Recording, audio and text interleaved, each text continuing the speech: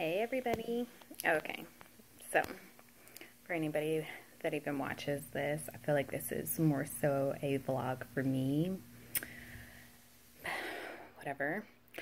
Okay, so since I was last on here, I went to my residency in Chicago.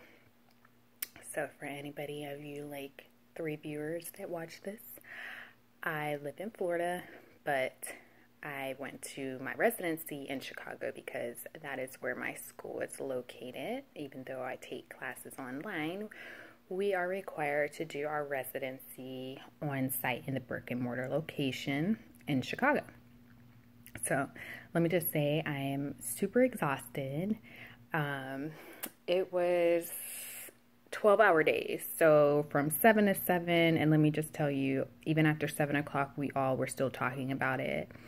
Residency was for 4 days, so it was at the end of July, just a couple days ago, and the flight and everything was great. You know, I had used my Southwest points, and so that didn't cost me anything, but then I had to pay for the hotel, but you know, 'tis life.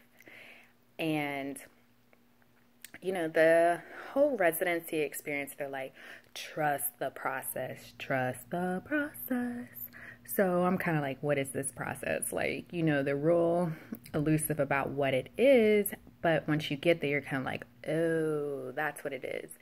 It is basically learning the beginning stages of being a clinical counselor.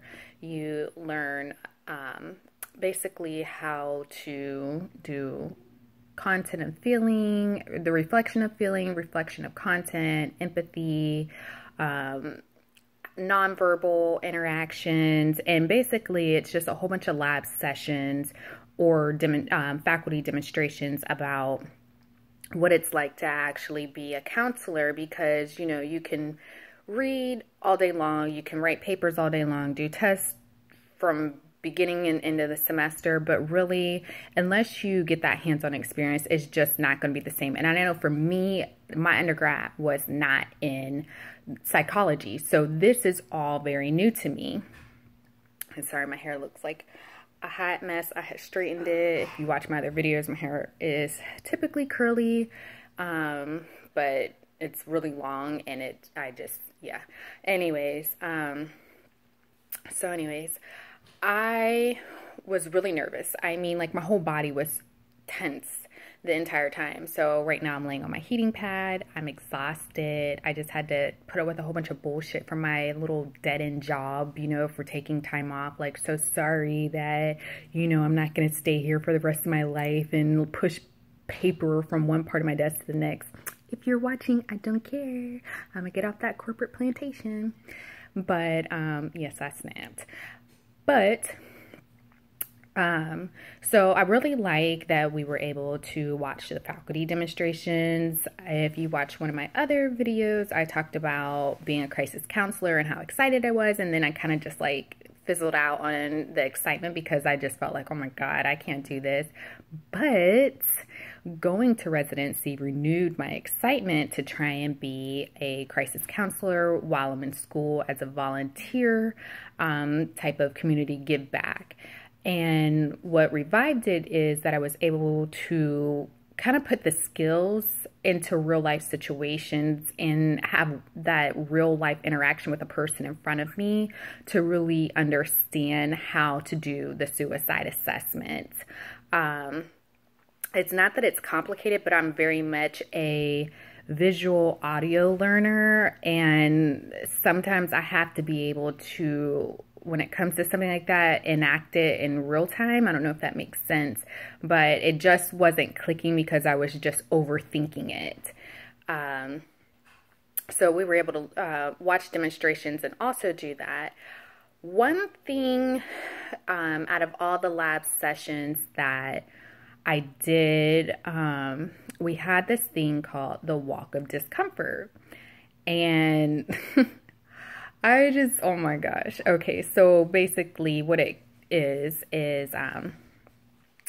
the professors have a whole bunch of paper that have different labels on it, like, you know, lesbian, military woman, a woman wearing a hijab, Black Lives Matter, Make America Great, like all these basically trigger statements, sayings, phrases, or labels. And we all had sticky notes and pens, and we had to just walk up to each of these labels and write down what's the first thing that came to our mind. Breathe. Just breathe. Because some of this stuff, you would not even think that these people were going to be, you know, counselors. I mean, some of the demographic that they're saying they want to work with is the same demographic that I saw people writing down, like really disgusting things. I'm not even going to repeat a lot of them, probably any of them, because there's, you know, we all live in this world. We know what people are going to say when they're being just nasty. And it was just really difficult to move through the rest of the day. They kind of made it at the end of one of our days, and just seeing what some people wrote. I chose not to, unlike some of my peers, to really read everything, because being an African-American woman, I am constantly bombarded by these very derogatory statements. So reading them is not going to be as shocking to perhaps somebody that does not face these discriminatory statements on a regular basis, or biases or microaggressions.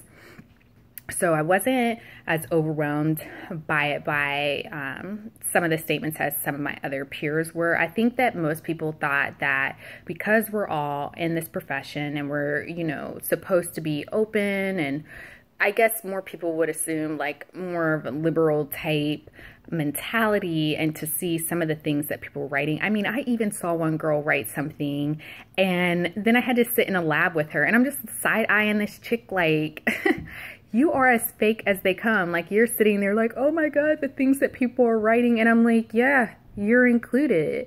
And, you know, I think my biggest reaction that I had was there was one that was rapist, and there was one that was child molester. I just put asshole, because quite honestly, I mean, like, what the hell? I'm not going to be, you know, sitting here talking about other people and not expose what I wrote. I definitely wrote asshole, because I think that's disgusting. To me, that is just the epitome of sickness, like just the filth of the earth. But then my advisor, my mentor, you know, she said she had thought the same thing when she had did it several years ago, before she, you know, became a counselor and then got her PhD and whatnot. And, you know, she said, I thought the same thing. I was like, monsters, disgusting, until she had a client that was a child molester, and they were a child. And she said she had developed a relationship with this little boy, and she did not know that he was a child molester until he kind of, like, I guess, like, dropped the freaking bomb on her. And I mean, she had already developed this rapport with this child to really engage in his life and have an understanding of his struggles, because it was not told to her that this is who was sitting in front of her. So she said ever since that day, she's even looked at that label completely different. And I get it, but first reaction, that's my first reaction. I can't even say I'm sorry, because I'm really not. I just, yeah, I guess maybe that's something I'll have to work on. I mean, because the truth of the matter is, although I am going into probably postpartum counseling, that seems to be maybe where right now I want to focus on. I'm not going to say that won't happen, because obviously I have a client sitting in front of me that has been molested, but I'm not really sure I would be having her molester in the room with me either, you know, but it has been crazier. And, you know, I guess it really was supposed to be shock value. And it was really supposed to be like, hey, look at who you are as a person. We all need to work on ourselves. And so to kind of sum up residency was that it was a look at yourself and grow from this process. Understand that nobody is perfect and that we all have biases, but you have to confront those biases. You cannot just feel like, oh, I'm going to be a counselor. I'm just kumbaya. I'm the best person on earth and I just love everybody in sunshine and roses, because that's not true. That's not real. That's not who our clients are going to be. So Chicago was great. It was exhausting. It was exhilarating. It really grounded me. It put a lot of energy, but yet took a lot of energy. I found a new love for the profession. I think before I was just kind of like getting pushed through because I was like, I hate my dead end job. I need to get out of here. I need to find something to do.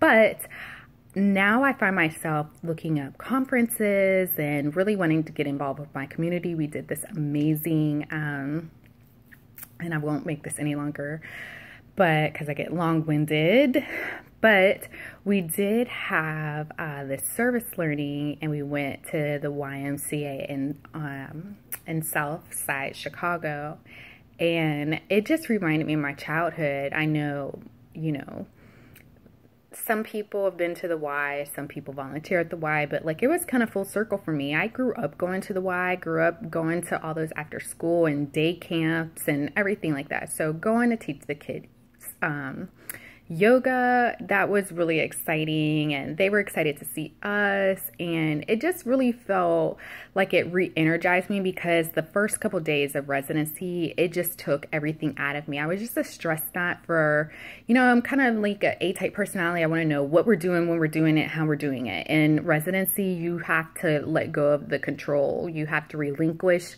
you know, yourself into their hands and really just trust the process of growth. And going to this YMCA, it was just, you know, energizing.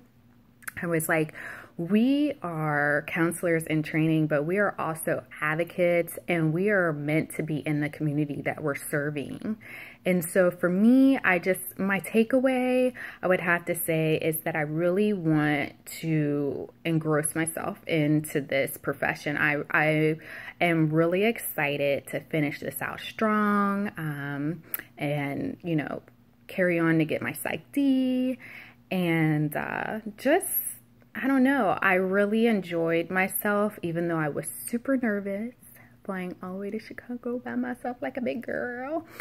But it was exciting, and yeah, it was great. I just really liked the one-on-one experience of getting your professor's feedback in the beginning, well, throughout actually, and just having them watch us play counselor and client, and all of our demonstrations on how to be a counselor that's engaged with our client and different types of clients, because obviously there's so many personalities out there. You know, you have your difficult clients that might be on probation and might be forced to come there. How do you handle that? How do you deal with a client that might be angry at you?